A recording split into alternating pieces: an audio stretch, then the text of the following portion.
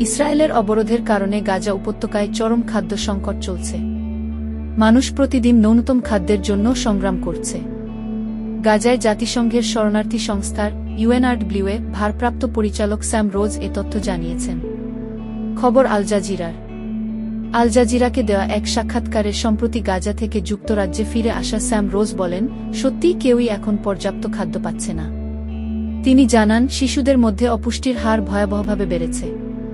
মানুষ প্রতিদিন চারপাশে ছড়িয়ে ছিটিয়ে থাকা সামান্য খাবারের খোঁজ করছে এবং দীর্ঘ সময় ধরে খাদ্যহীন অবস্থায় থাকতে বাধ্য হচ্ছে। রোজ বলেন, তারা এখন দুর্ভিক্ষে আছে কিনা সেটা আলোচনার বিষয় নয়, তারা চরম দুঃসহ অবস্থার মধ্যে রয়েছে এবং নিজেরা এর কিছুই পরিবর্তন করতে পারছে না।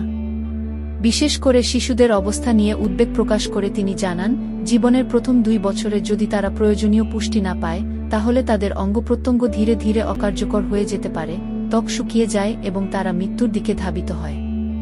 স্যাম রোজ বলেন, গত 16 মাস ধরে আমরা গাজায় এমন করুণ দৃশ্যই দেখে যাচ্ছি। এদিকে গাজায় ইসরায়েলি বাহিনীর সর্বশেষ হামলার জন্য যুক্তরাষ্ট্রের সাবেক প্রেসিডেন্ট ডোনাল্ড ট্রাম্পের প্রশাসনকে সরাসরি দায়ী করেছে হামাস। এক বিবৃতিতে গোষ্ঠীটি এই হামলাকে ফিলিস্তিনি নির্মূল যুদ্ধ হিসেবে আখ্যা দিয়েছে। হামাস দাবি করেছে, ইসরায়েলি বাহিনী গাজা, রাফাহ, খান ইউনুস, দেইর আল-বালাহ ও গাজা সিটির তুফাহ এলাকায় বর্বর গণহত্যা চালিয়েছে। তারা বলেছে, ইসরায়েলি প্রধানমন্ত্রী বেনিয়ামিন নেতানিয়াহুর সরকার এই হামলা চালিয়ে যেতে পারছে ট্রাম্প প্রশাসনের রাজনৈতিক ও সামরিক সমর্থনের কারণেই।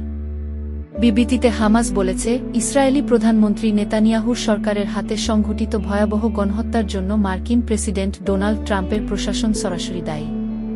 গাজা স্বাস্থ্য মন্ত্রণালয়ের তথ্য অনুযায়ী 2023 সালের 7 অক্টোবর হামাসের আক্রমণের পর শুরু হওয়া যুদ্ধে কমপক্ষে 50,600 জন ফিলিস্তিনি নিহত এবং 1,15,338 জন আহত হয়েছেন। গাজার সরকারি মিডিয়া অফিস জানিয়েছে, নিহতের প্রকৃত সংখ্যা 61,700 ছাড়িয়েছে। কারণ ধ্বংসস্তূপের নিচে হাজারো নিখোঁজ ব্যক্তিকেও মৃত বলে মনে করা হচ্ছে। সকল প্রকার বিনোদন, সকল খবর আপডেট পেতে আমাদের ইউটিউব চ্যানেল এবং ফেসবুক পেজ বিশ্ব বাংলার তথ্য সাথেই থাকুন। ধন্যবাদ।